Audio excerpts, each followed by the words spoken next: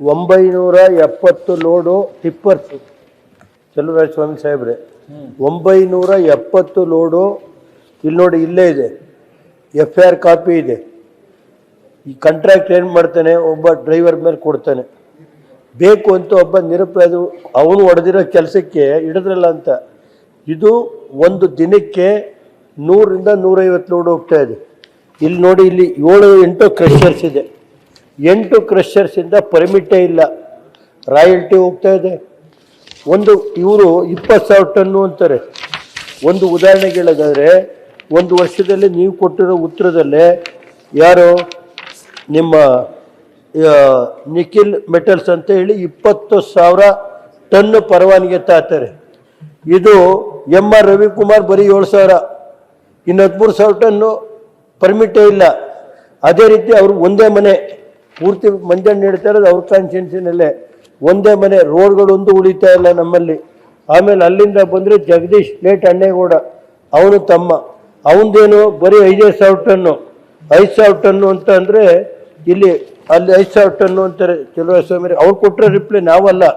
ಇಲ್ಲಿ ಕನಿಷ್ಠ 20ರಿಂದ 25,000 ಒಂದು ಟನ್ ಹೊಡಿತಾರೆ ಸ್ವಾಮಿ.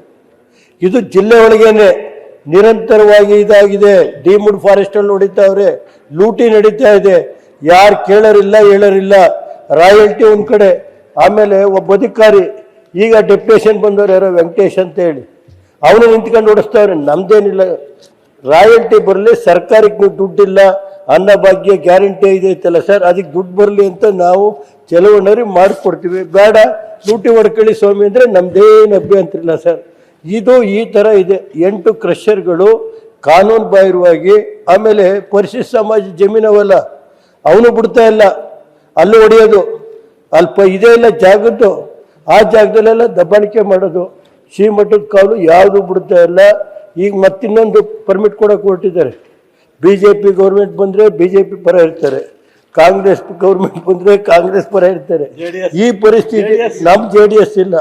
ನಮ್ಮ ಹತ್ರ ಇವರು ಇಲ್ಲಿ ಹಾಸನ ಜಿಲ್ಲೆ ಎರಡೇ, ಕಾಂಗ್ರೆಸ್ಸು JDS.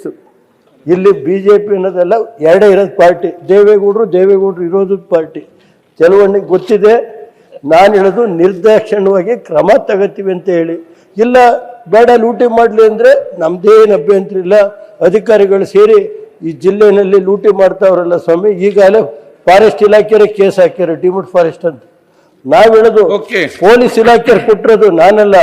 ಆಮೇಲೆ ಪೊಲೀಸ್ನವ್ರು ಬರೀತಾ ಇದ್ದಾರೆ, ನಿಮ್ಮ ಹಿರಿಯ ಭೂವಿಜ್ಞಾನಿಗಳು 16, 11, 25ರಲ್ಲಿ ಈ ಥರ ಸುಮಾರು 970 ಟಿಪ್ಪರ್ ಅಂದರೆ ಒಂದು ಟಿಪ್ಪರಲ್ಲಿ 25 ಟನ್ ಇರುತ್ತೆ. 970 ಅಂದರೆ ಎಷ್ಟಾಯಿತು? ಕನಿಷ್ಠ 2,000 ಟನ್. ಇಲ್ಲಿ ನೋಡಿ, ನಾನು ಬರೆದಿರೋದೆಲ್ಲ ಪೊಲೀಸ್ ಇಲಾಖೆಯವರು ಇಷ್ಟಿದೆ, ಏನಿದೆ ಡೀಟೇಲ್ ಕೊಡಿ ಅಂತ ಬರೆದಿದ್ದಾರೆ. ಸಮಗ್ರವಾಗಿ ತನಿಖೆ ನಡೆಸಬೇಕು. ಈಗ ಬೇರೆ ಎಲ್ಲದಕ್ಕೂ SIT ಮಾಡ್ತೀರಿ, ಮಾಡಿ. ಇದಕ್ಕೆ ಲೂಟಿ ನಡೀತಾ ಇದೆ ಜಿಲ್ಲೆಯಲ್ಲಿ, ಒಂದು SIT ಮಾಡಿ, ಸರ್ಕಾರಕ್ಕೆ ಒಂದು 4,000 ಮಾಡ್ಕೊಳ್ಳಿ. ನಾವೇನು ಬೇಡ ಅಂತ. ಇಡೀ ರಾಜ್ಯದಲ್ಲಿ ಹಿಂಗೆ ನಡೀತಾ ಇದೆ ದಂಧೆ. ಇದನ್ನ ನೋಡಿ, ಅದ್ರ ಮೇಲೆ ನಿಮಗೆ ಬಿಟ್ಟಿದ್ದು ಸರ್.